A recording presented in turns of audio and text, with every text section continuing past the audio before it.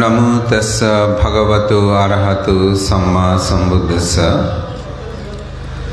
কুতুপালং বৌদ্ধ সমাজ কল্যাণ পরিষদের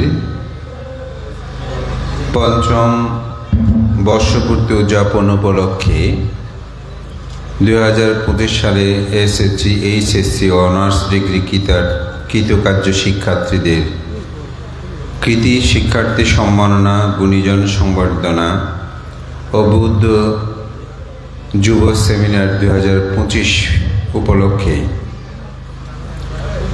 আজকের আয়োজিত সবার পরমারাধ্য মাননীয় সভাপতি, বরেণ্য সাংঘিক ব্যক্তিত্ব, পরম শ্রদ্ধেয় সদ্ধর্ম শ্রী ভদন্ত কুশলায়ন মহাতের মহোদয়, আজকের অনুষ্ঠানের মুখ্য আলোচক বদন্ত মহাস্তবীর শ্রী জ্যোতিষেন ভিক্ষু,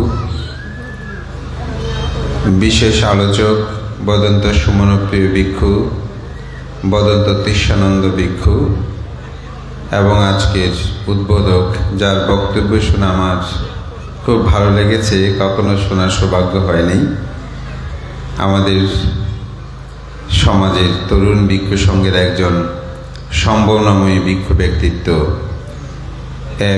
জ্ঞানপ্রিয় ভিক্ষু এবং আজকের এই সবার প্রধান অতিথি, যিনি বরেণ্য চিকিৎসক, মানবিক ডাক্তার হিসেবে যিনি খ্যাত।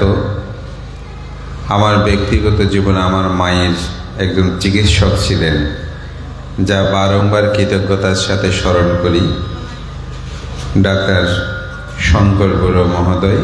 এবং আজকের অনুষ্ঠানের বিশেষ অতিথি জনাব ইঞ্জিনিয়ার হেলালুদ্দিন সাহেব সহ বিশেষ অতিথিবৃন্দ, মহান ভিক্ষু সংঘ এবং আমাদের যুব সমাজ, উপাসক উপাসিকাবৃন্দ, সকলের প্রতি যথাযোগ্য বন্দনা, মৈত্রীময় শুভেচ্ছা ও আশীর্বাদ জ্ঞাপন করছি।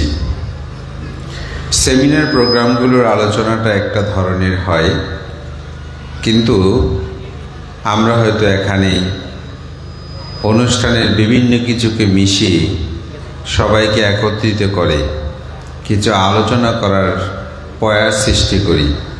এটাকে আমি সাধুবাদ জানাই, অভিনন্দন জানাই।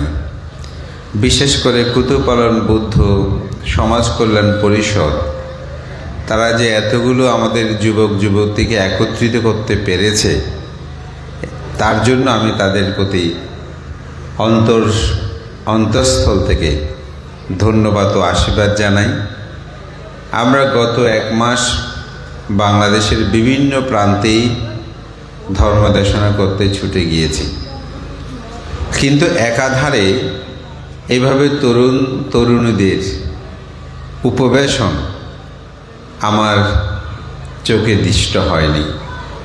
তাই এখানে যে সব তরুণ, যারা আমাদের আগামী দিনের ভবিষ্যৎ, আগামী দিনের আমাদের চেতনার বাতিঘর, আগামী দিনের স্বধর্ম রক্ষায়, সমাজ রক্ষায়, জাতি রক্ষায় যারা আমাদের অনন্য ভূমিকা প্রতিপালন করবে, তাদের এই সমাবেশকে আমি অত্যন্ত পুলকিত চিত্তে অভিনন্দন জ্ঞাপন করছি আমার ব্যক্তিগত পক্ষ থেকে।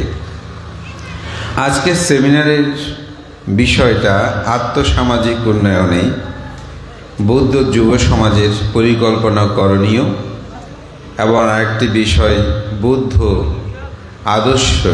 আদর্শে দৈনিক জীবন গঠনে যুবক যুবতীদের করণীয় কী। আসলে দুটি বিষয়ে কাছাকাছি, তবে সেমিনার ভিত্তিক যদি এগুলো আলোচনা করতে হয় একটা সময়ের প্রয়োজন আছে, সেটা নিয়ে বিভিন্ন প্রশ্ন আছে, করতে হবে, উত্তর দিতে হবে। আমি সেভাবে না বলে অনেকটা প্রধান ধর্মদেশক যেভাবে বলে আমি সেভাবে বলার জন্য আমি চেষ্টা করব। আত্মসামাজিক উন্নয়ন এই বিষয়টা হচ্ছে বহুবিধ বিষয় এখানে নিহিত রয়েছে। একদিকে অর্থ, আরেকদিকে হচ্ছে নৈতিকতা এবং সামাজিক জীবন ব্যবস্থার সর্বাধিক উন্নত। একজন মানুষের জীবনে যদি আর্থসামাজিক উন্নয়ন করতে চায়, তাহলে যুব সমাজের কিছু পরিকল্পনা, কিছু করণীয় আমাদেরকে চিন্তা করতে হবে। তার আগে আমি বলতে চাই যে আমাদের যুব সমাজের দৈনন্দিন জীবন গঠনে যুবক যুবতীর যে করণীয়, সেখানে বৌদ্ধ আদর্শটি বলতে আমরা কি বুঝি? বৌদ্ধ আদর্শ বলতে আমরা কি উপলব্ধি করতে পারি, এই বিষয়টা আমাদেরকে প্রথমে উপলব্ধি করতে হবে। এই বিষয়টা যদি আমরা উপলব্ধি করি, প্রথমেই আমাদেরকে চিন্তা করতে হবে আসলে বুদ্ধ বলতে কি বোঝায়। আমরা কি আসলে বুদ্ধ? এই প্রশ্নটা যদি আমরা করি, তাহলে আমরা কে কোন অবস্থায় আছে নিজেকে একটু উপলব্ধি করতে পারব। আমরা সাধারণত ধর্ম কি প্রশ্নটা যদি থাকে, সেখানে লিখি কি বুদ্ধ। তো বুদ্ধ কাকে বলে? যিনি বুদ্ধির সাধনায় প্রতিনিয়ত নিরত, তাকে বলা হয় বুদ্ধ। কিসের সাধনা? বুদ্ধির সাধনা। বুদ্ধি মানে কি? প্রজ্ঞা বা জ্ঞান। যিনি প্রতিনিয়ত জ্ঞানের অনুসন্ধানে থাকে, জ্ঞান লাভের জন্য থাকে, সচেষ্ট থাকে, তিনি হচ্ছেন বৌদ্ধ।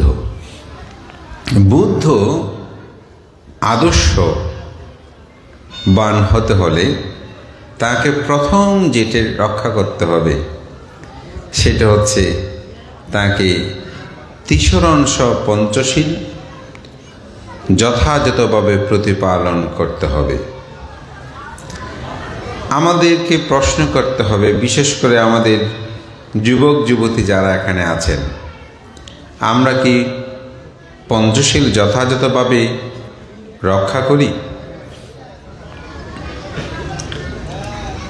আমরা কি পঞ্চশীলটাকে সম্পর্কে আমরা কি জানি? পঞ্চশীল সম্পর্কে কি আমরা চর্চা গবেষণা করি? পঞ্চশীল সম্পর্কে আমরা কোনো ভান্তিকে কখনো প্রশ্ন করেছি? আমার মনে হয় বেশিরভাগ ক্ষেত্রে ধর্মসভায় গিয়েছি, পঞ্চশীল ভান্তারা প্রদান করেছেন, আমরা গ্রহণ করেছি। ত্রৈমাসিক বর্ষাব্রতে যদি কেউ অষ্টশীল নেয়, তখন এই অষ্টশীলগুলো পালন করতে কিছুটা চিন্তা করি। কিন্তু দৈনন্দিন জীবন গঠনে আমরা সেই পঞ্চশীল রক্ষা করে চলি কিনা, এটা নিজেকে প্রশ্ন করবেন। যদি প্রশ্ন করেন, তাহলে সেটা জানার জন্য আপনি সচেষ্ট হবেন। প্রথম যে শীল, পানাতিপাতা বেরামানি শিক্ষাপদাং সমাদিয়ামি, প্রাণী হত্যা থেকে বিরত থাকার শিক্ষাপদ গ্রহণ করছি। আমরা কি প্রাণী হত্যা থেকে বিরত থাকি? প্রাণী হত্যা থেকে যদি বিরত থাকি, আমার মনে হয় আমরা পঞ্চশীলটা নিয়ে একটু গবেষণা করব। এক উপাসক একদিন আমাকে এসে প্রশ্ন করলেন, ভান্তে, বুদ্ধের ধর্ম যদি পালন করতে হয়, তাহলে হাত পা গুটিয়ে বসে থাকতে হবে, আর নয়তো বুদ্ধের ধর্ম পালন করা যাবে না। আমি বললাম, কেন? বলে যে, ভান্তে, রাস্তায় যখন হাঁটতে যায় তখন তো পিঁপড়া মারা যায়, তাহলে প্রাণী হত্যা হলো না? তো আমি ওনার প্রশ্নটা শুনে খুব ভালো লেগেছে যে উনি চিন্তা করছেন। উনি কি করেছেন? চিন্তা করছেন। আমরা চিন্তা করি না। আপনারা জানেন, আজকের যে পৃথিবী, এটার পরিবর্তনে নিউটনের সূত্র ছিল সবচেয়ে গুরুত্ববহ। তো নিউটন যে মাধ্যাকর্ষণ সূত্রটা আবিষ্কার করেছেন, তার পিছনে ছিল একটা প্রশ্ন। কি প্রশ্ন? আমরা সবাই জানি, আপেলটা উপরের দিকে না গিয়ে নিচের দিকে কেন পড়ল? আমরা এখানে যারা আছি, আমাদের জীবনে কি কখন আমরা ভেবেছি আম গাছের আমটা নিচে কেন পড়ে? কেউ ভেবেছেন? আমাদের যতদিন নিউটনের এই কথাটা, এই গল্পটা আমরা শুনি নাই, ততদিন কিন্তু আমরা কেউ ভাবি নাই যে আম উপরের দিকে তো শূন্য, সেদিকে না গিয়ে আমটা নিচে কেন পড়ছে, কাঁঠালটা নিচের দিকে কেন পড়ছে? এটা কি উপরে যেতে পারতো না? এই আপেল গাছের তলায় নিউটন এই জিনিসটা ভেবে আজকের পৃথিবী, আমাদের সবার হাতে মোবাইল, আজকের এখান থেকে ওই প্রান্তে পৃথিবীতে আমরা পৃথিবী দেখছি, মঙ্গল গ্রহ, চন্দ্র গ্রহ, বিভিন্ন জায়গায় আমরা ছুটে চলছি। এই প্রশ্নটা থাকতে হয়। তা আমি যে কথাটা বলছি, উপাসক তিনি প্রশ্নটা করেছেন, মানুষ কেন এই হাত পা গুটিয়ে তাকে থাকতে হবে? যদি তিনি হাঁটতে চায় তাহলে প্রাণী হত্যা হবে। তো আমি যখন বললাম প্রাণী হত্যা এত সহজ নয়, প্রাণী হত্যার 5টি অঙ্গ আছে। প্রাণী বলে জানতে হবে, হত্যা করার চেতনা উৎপন্ন হতে হবে, হত্যা করার জন্য উদ্যত হতে হবে, হত্যা করতে হবে, হত্যা হয়েছে কিনা এটা জান। এই বিষয়গুলো যখন জানি তখন প্রাণী হত্যা হয়।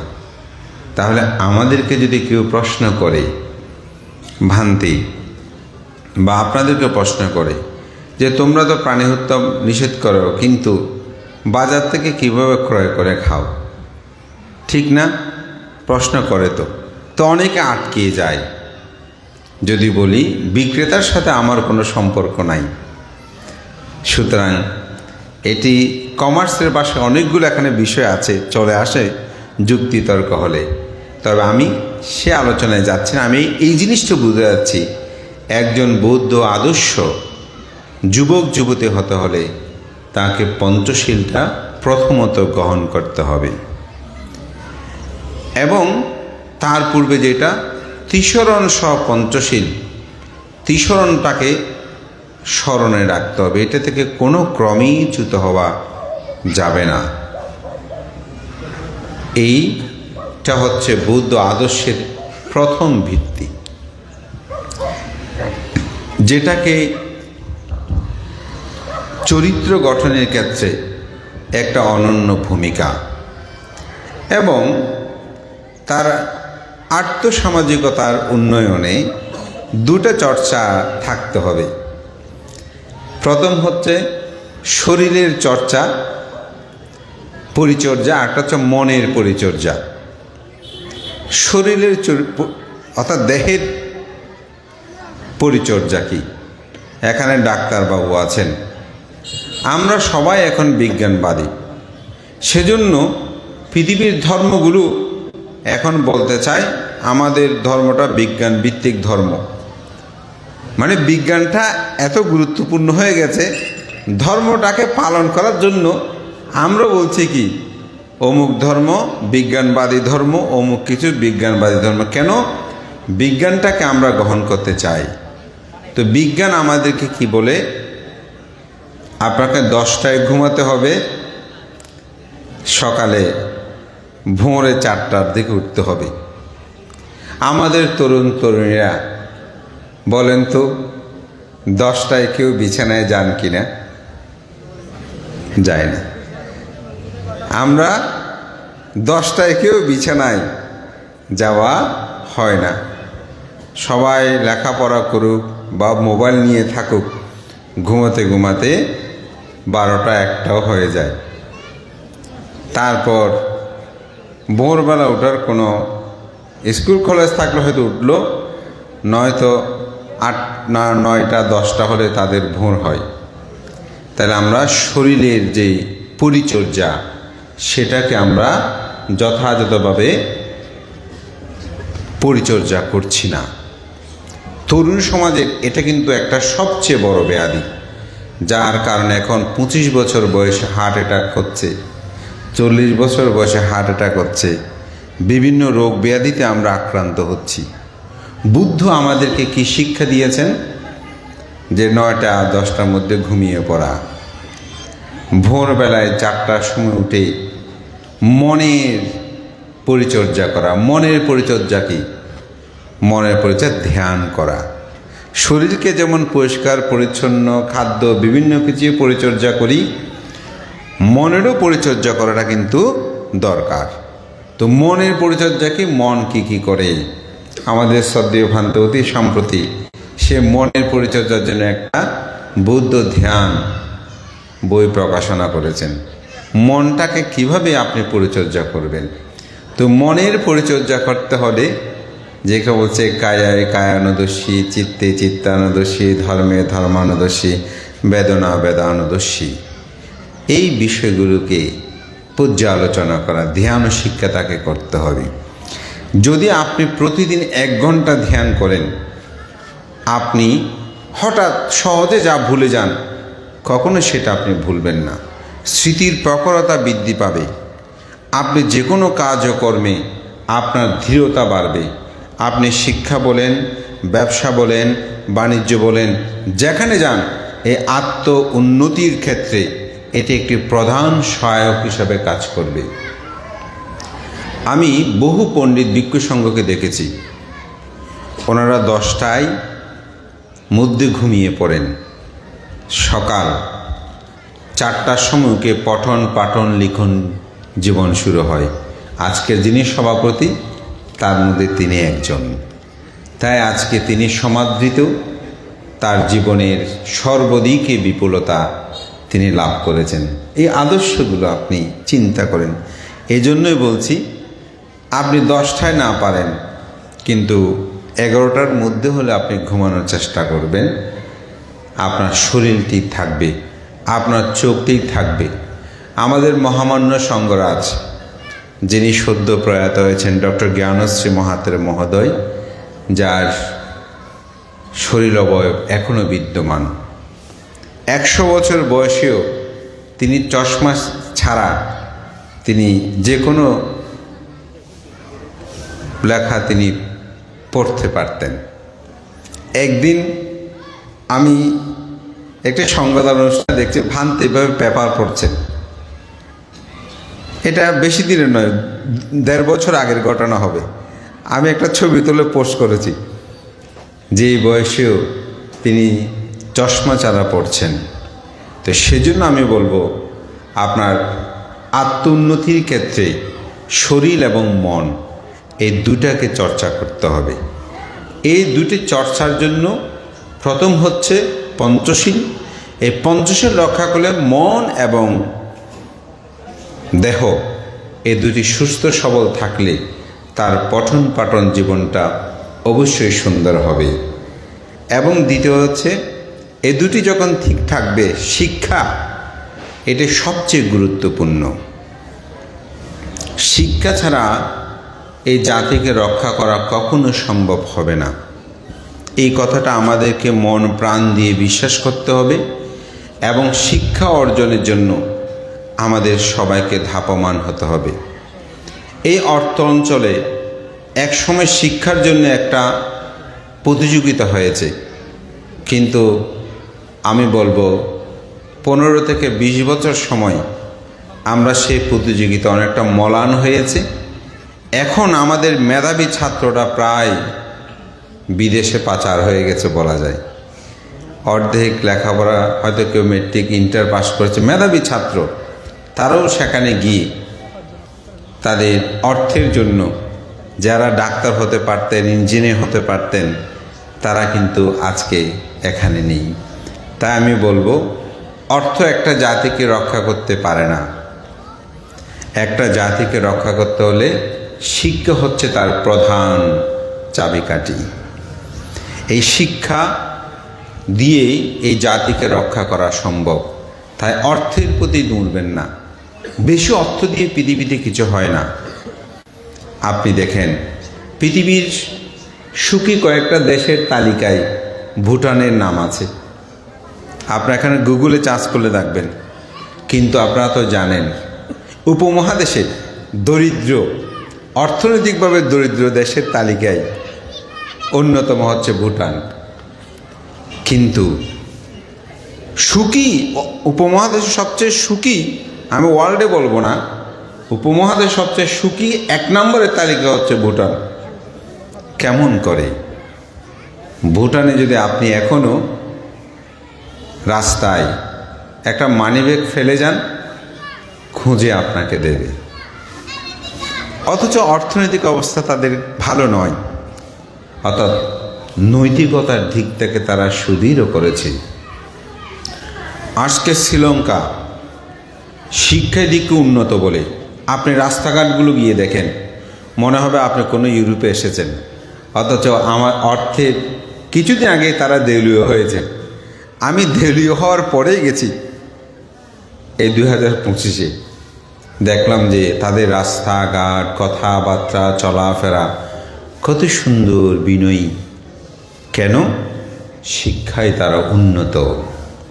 তাই এই যুব সমাজের আত্ম উন্নয়নে, আমি বলবো সামাজিক উন্নয়নে, নৈতিক উন্নয়নে আমাদেরকে শিক্ষার প্রতি গুরুত্ব প্রদান করতে হবে। এরপরে বলবো সমাজ সেবা। আমাদেরকে সামাজিক দায়বদ্ধতা যেগুলো আছে এ বিষয়ে আমাদেরকে গুরুত্ব দিতে হবে। সমাজ, একজন মানুষ অসুস্থ, তাকে গিয়ে সেবা দিতে হবে। আমি নিউজিল্যান্ডে একটা কলেজ পরিদর্শনে গিয়েছিলাম, মানে কলেজটা দেখার জন্য। সম্ভবত নিউজিল্যান্ড ইউনিভার্সিটি হবে, ওখানে 2টা ইউনিভার্সিটি, একটা পাশে একটা ইউনিভার্সিটি আছে। একজন অন্ধ ব্যক্তি রাস্তা পার হওয়ার জন্য ওই যে হাতে যে স্টিক থাকে সেটা নিয়ে সেই রকম করছে।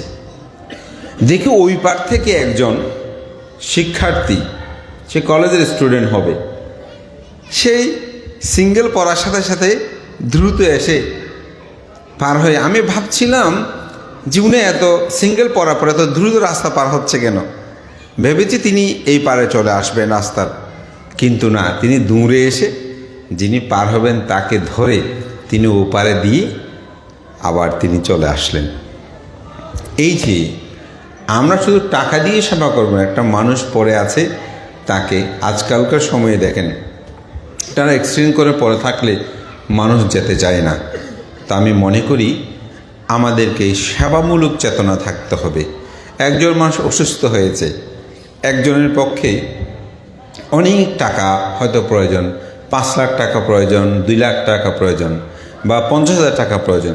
এই 50,000 টাকা একজন মানুষের দেওয়াটা কঠিন। আমরা যদি সামাজিকভাবে উন্নত চিন্তা হই, সেবামূলক চেতনা থাকে, আমি মনে করি আমরা সবার কাছ থেকে 20 টাকা 100 টাকা করে নিলেও 50,000 টাকা কোনো ব্যাপার নয়। তো আমাদের যুব সমাজটা এখন সেগুলো করছেন। আমি আমার একটা কথা বলি, অতি সম্প্রতি সময়ে যেটা কঠিন চিবর দানে,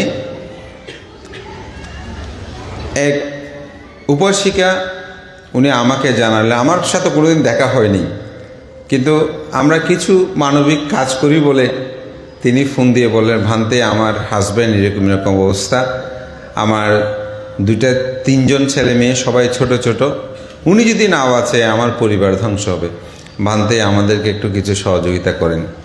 তা আমি বললাম আমি ব্যক্তিগত 1000-5 দিতে পারি, 10 দিতে পারি, কিন্তু আপনার তো এত টাকা কিভাবে? তা আমার ওখানে একটা বিএসবি একটা সংগঠন আছে, ওদেরকে ডাকলাম, বললাম যে তোমরা যদি একটু উদ্যোগী হও তাহলে তোমরা ওনার চিকিৎসার জন্য কাজ করতে পারো। তারা 1 মাস ব্যাপী আমার সাথে বা আমাকে ছাড়াও বিভিন্ন জায়গায় গিয়ে অর্থ সংগ্রহে 1,54,000 টাকা ওনারা সঞ্চয় করেছেন। ওনাকে 1,50,000 টাকা দিল, আর 4,000 টাকা আরেকটা ছোট বাচ্চার চিকিৎসার জন্য ওনাকে বলছে আমরা 54 তোলা 4,000 টাকা এখানে আরও কিছু সংযুক্ত করে অমুকের জন্য দেব, আপনাকে এগুলো দিচ্ছি। আমরা নিজেরাই সে ফটিকছড়ি আবদুল্লাপুর গিয়ে দিয়ে আসলাম। তো ওনার অপারেশনের জন্য প্রায় 3-4 লক্ষ টাকা উনি বলতে প্রথম আরও বেশি বলেছেন। মানুষজন সহ ওখানে বিহার অধ্যক্ষ উন্নয়নকে ডেকে আমরা দিলাম। গত পরশুদিন আমাকে ফোন করে জানালো তার অপারেশন হয়েছে, সুস্থ আছেন এবং আমাদের এখানে যে ছেলেরা ওরা দেখতে যাবেন।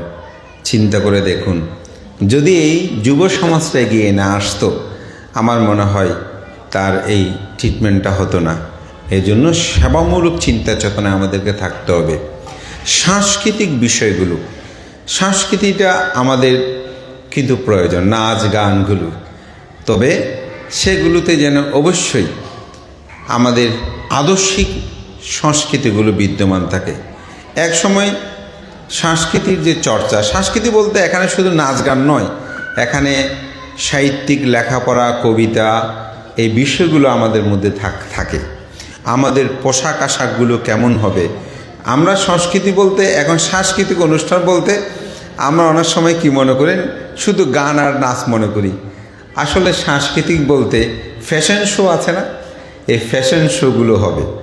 তো ফ্যাশন শোগুলো কীরকম, এটা আধুনিক, আমি বলবো আধুনিক নয়, আদর্শিক হোক, আদর্শবান হোক।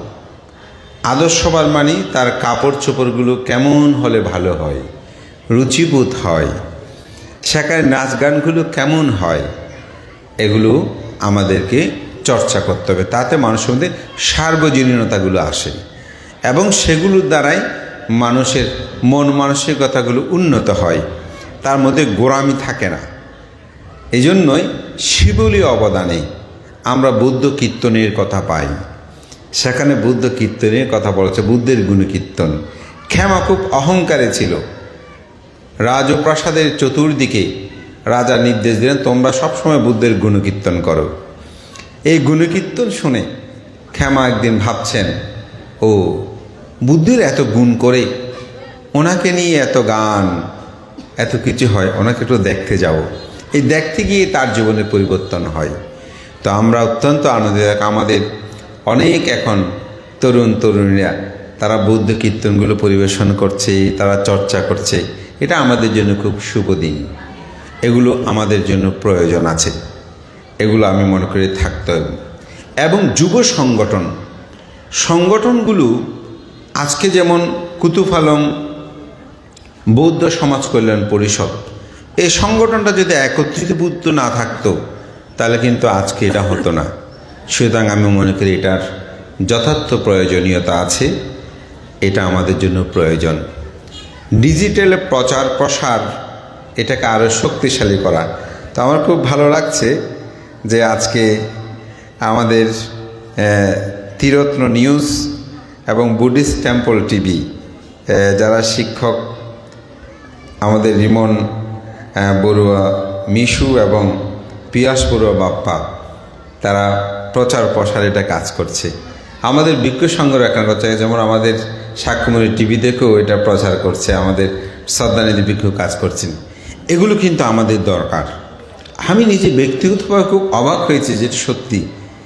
এবার আমি যেখানেই কঠিন চিবোদ্দানে গিয়েছি, অনেক উপাসক, অনেক উপাসিকা এসে বলে যে, ভান্তে আপনার দেশনা শুনতে শুনতে ঘুমাই, আপনার দেশনা শ্রবণ করি, আমাদের খুব ভালো লাগে।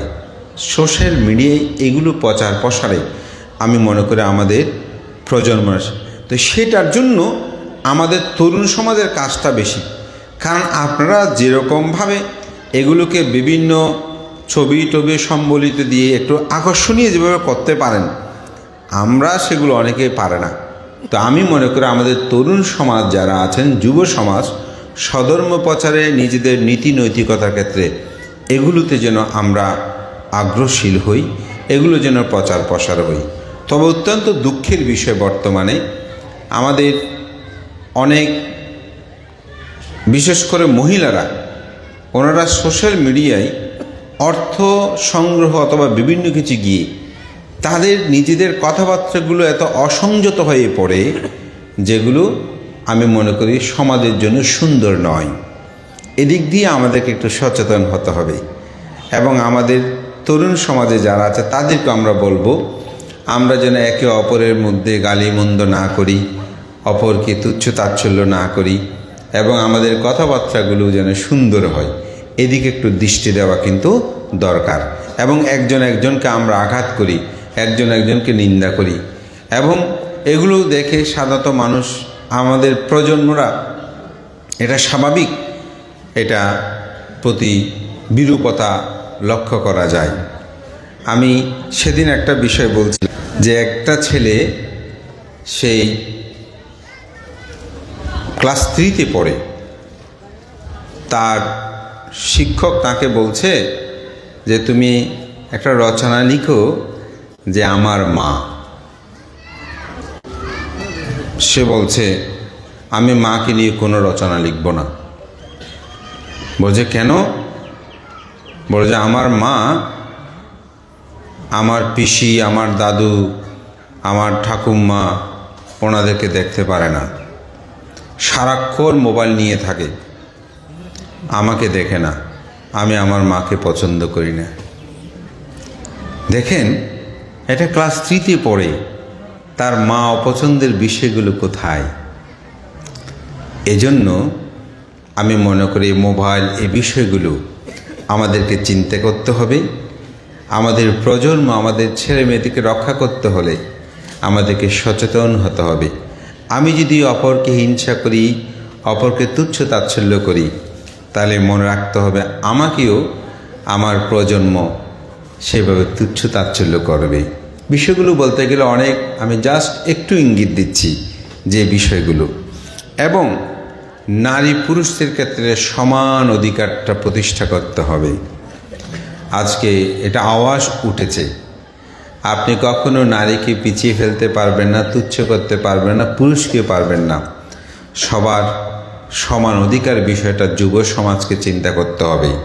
সেক্ষেত্রে কুতুপালং বুদ্ধ সমাজ কল্যাণ পরিষদে এখানে এই কমিটিতে কয়জন নারী আছে আমি জানি না, তবে আগামীবার যদি নির্বাচন হয় আমি মনে করি সমানে সমান যেন হয়, তাদেরকে যেন আমরা এগিয়ে নিয়ে আসি। তাদের নেতৃত্ব আমাদেরকে প্রতিষ্ঠা করতে হবে, কারণ একটি সমাজকে পিছিয়ে দিয়ে একটি সমাজ কখনো জাগ্রত হতে পারে না, অগ্রসর হতে পারে না। সেই ক্ষেত্রে সে বিষয়গুলো থাকতে হবে। সামাজিক বিভিন্ন সমস্যা, পরিবেশ সংরক্ষণ, এগুলো কিন্তু যুবকদের কাজ। রাস্তার দুপাশে আমরা বৃক্ষরোপণ করতে পারি। আমরা সামাজিক, বিশেষ করে মাদক দ্রব্য, এগুলো কেউ যদি সেবন করে তাকে গিয়ে মারবো কাটবো তা না, আমরা খাবো না, আমরা পান করব না। এই কুতুপালং বুদ্ধ যুব কল্যাণ পরিষদে যারা আছে, অন্তপক্ষে তারা যদি শপথ করে আমরা কখনো সিগারেট পান করতে পারবো, নেশাদ্রব্য সেবন করব না, আমরা এই শপথেই এখানে থাকব, দেখবেন 8 মাস থেকে আরও বাড়বে। এবং আজকে এখানে যারা উপস্থিত হয়েছেন তারাও যদি এরূপ শপথ করে যে না, আমরা কোনো ক্রমেই আমরা কোনোরূপ নেশাদ্রব্য সেবন করব না। এখন মহিলারাও সেবন করে, মহিলাদের মধ্যে বেড়ে গেছে। আগে দেখতাম যে শুধু পুরুষ, এখন দেখছি মহিলারাও নেশাদ্রব্যে সেবন করছে। তো তাদেরকেও কিন্তু কী হতে হবে, সচেতন হতে হবে, এই বিষয়গুলো তাদেরকে উপলব্ধি করতে হবে। এবং আমি মনে করি এই সামাজিক সমস্যার, এখন বাল্যবিবাহটা অনেক কমে গেছে, এটা একটা আন্দোলন হয়েছে, এখন কমতে শুরু করেছে। তবে আমাদেরকে নারীর নিরাপত্তা বিধানটা করতে হবে। এখনও আমাদের সমাজে নারীদের নিরাপত্তার হুমকির সম্মুখীন, তারা এখনও নিরাপদ নয়। তো আমি সব বিষয় যদি আলোচনা করতে যাই একটু বিস্তারিতভাবে সময়ের প্রয়োজন, যেহেতু এখানে আজকে অনেকগুলো অনুষ্ঠান আছে। আমার সর্বশেষ যে পয়েন্টটা থাকবে সেটা হচ্ছে আমরা যেন ধর্মান্তরিত না হই। আমাদের দুর্লভ মানব জীবন বহুকাল থেকে শুরু হয়েছে, কখন শুরু হয়েছে জানি না, কিন্তু এই জন্ম যে আমরা লাভ করি